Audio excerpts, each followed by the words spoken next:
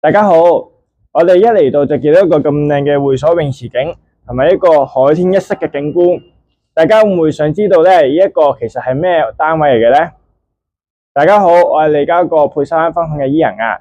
今日咧會同大家介紹一個咧喺珮珊灣一期低層嘅兩房單位，實用面積684尺。呢個單位咧除咗有咁靚嘅景觀之外咧，業主咧仲花咗好多心機去咗裝修度嘅。事不宜遲，大家一齊嚟睇下呢個單位個裝修有幾好。單位實用面積684尺，係一個兩房一廁單位。客飯廳嘅戶型拼接埋一齊，方便我哋善用個空間。客飯廳嘅可用面積大咗，可以擺放一啲大型啲嘅家私同電器。落地玻璃設計引入大量自然光。由客廳一望出一個露台，就會見到好開揚嘅海景同埋一個會所泳池景觀。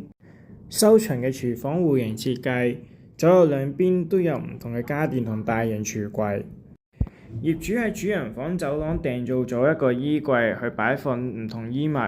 主人房同客飯廳一樣，都係擁有海景。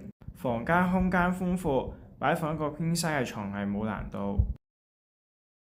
我哋而家穿過走廊去到單位嘅客房。客房嘅坐向向東，日頭嘅光線會好充足。走廊嘅盡頭呢，有一個細嘅儲物室。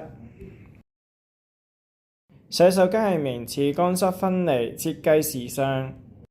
業主喺玄關嘅位置安裝一個到頂嘅鞋櫃同埋一個吊櫃。呢個景觀真係百看不厭，亦都係呢個單位嘅核心價值。如果大家想每日咧都見到一個咁靚嘅泳池會所景，同埋咁靚嘅海景景觀，歡迎你聯絡我利嘉閣珮珊灣分行嘅伊人。